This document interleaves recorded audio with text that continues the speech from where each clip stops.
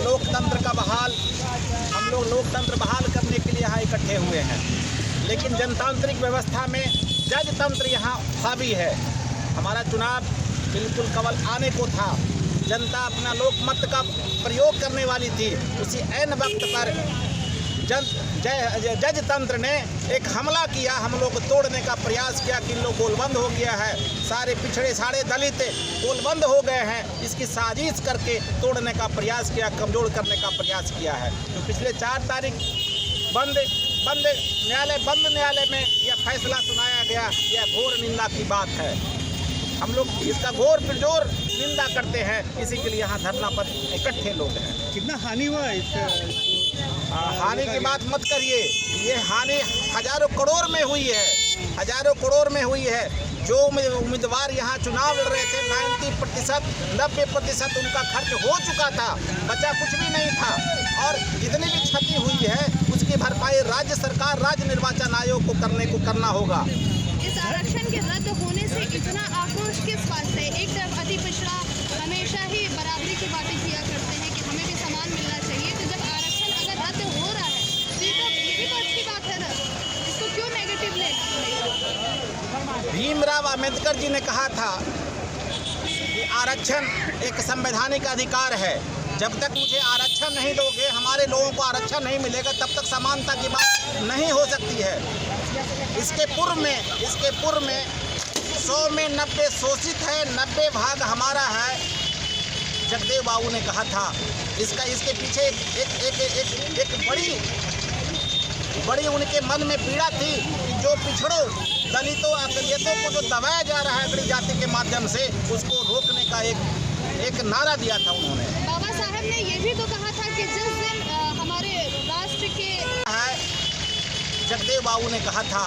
इसके पीछे एक बड़ी उनके मन में पीड़ा थी कि जो पिछड़ों, दलितों, अकलियतों को जो दबाया जा रहा है अगड़ी जाति के माध्यम से, उसको रोकने का एक नारा दिया था उन्होंने। बाबा साहब ने ये भी तो कहा था कि जिस दिन हमारे राष्ट्र के बड़े पद पे एक आदिवासी महिला बैठ जाएगी, उस दिन आरक्षण खत्म कर दिया जाना चाहिए। और आज वर्तमान में राष्ट्रपति हैं द्रौपदी मुर्मू जी, जो कि शेड्यूल ट्राइब से आती है, तो आपको नहीं लगता कि ये चीज़ें बाबा साहब की अगर बातों को इतना ही माना जाता है तो इस चीज़ों को भी मानने की ज़रूरत है? मुझे गर्व है आपका जो क्वेश्चन है, एक महिला, दलित महिला को केंद्र में भारत सरकार का प्रथम नागरिक का ओहदा दिया गया है, सम्मान दिया गया है, मुझे गर्व है।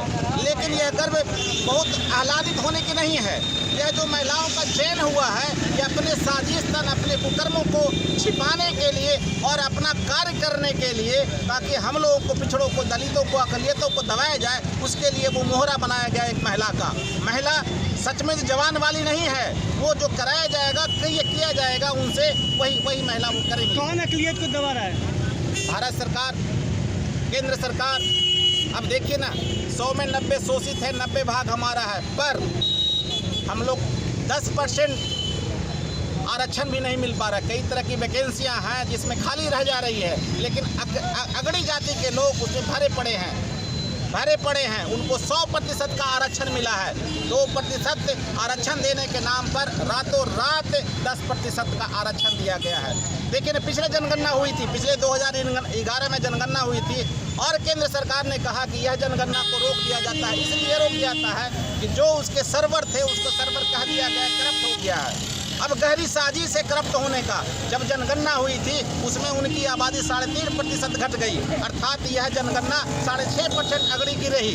अगड़ी की 6.5% रही है। पूरे हिंदुस्तान में 6.5% ही राज कर रहे हैं। हम लोग कहीं है नहीं, जबकि आबादी हमारी है। देख लीजिए, राज्यसभा का चुनाव जब होता है, 18 में 12 अगड़ी जाति के लोग होते हैं।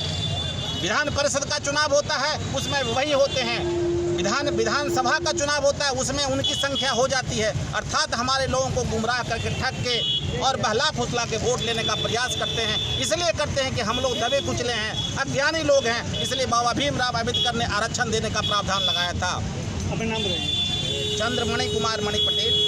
2017 में, उसी के तहत 2022 में भी चुनाव प्रक्रिया चालू हुआ था। षड्यंत्र, केंद्र सरकार के षड्यंत्र के तहत 4 अक्टूबर को जो पूरा बिहार में कार्यालय बंद रहता है, सरकारी कार्यालय हो या प्राइवेट कार्यालय हो, उस दिन कार्यालय खोलकर अधिसूचना जारी किया गया कि बिहार में जो नगर पंचायत, नगर परिषद और नगर निगम का चुनाव हो रहा है उसको स्थगित कर दिया गया। ये स्थगित करने से कई सौ करोड़ बिहार में नुकसान हुआ है। प्रत्याशियों का कितना इसमें मैंने नुकसान हुआ है, ये बिहार सरकार के कौन देगा? केंद्र सरकार देगा कि चुनाव, कौन इसका भरपाई करेगा? हम लोग अति पिछड़ा समाज पूरे बिहार में एकजुट है, चट्टानी एकता के तहत है। बिहार में जब भी चुनाव होगा आरक्षण के तहत होगा। हम लोग के कम से कम 20% जो पहले से आरक्षण मिल रहा है उसके तहत ही होने देंगे, नहीं तो बिहार में चुनाव किसी कीमत पर नहीं होगा। आते हैं डिप्टी मेयर सीमा पटेल खड़ा हुई है, तो हम लोग को है कि हम लोग आरक्षण के कारण चुनाव को स्थगित कर दिया गया। क्यों स्थगित किया गया है? इसका तो है केंद्र सरकार को देना होगा। हम लोग भाई इतना मेहनत से मेरा जो हुआ है नुकसान, उनका भरपाई कौन करेगा? केंद्र सरकार करेगी कि भाजपा करेगी? ये साजिश है, पूरा भाजपा की साजिश है कि वो पूरे तहे दिल से ये चुनाव को स्थगित किया गया है कि 20% जो हम लोग को पिछड़ा को आरक्षण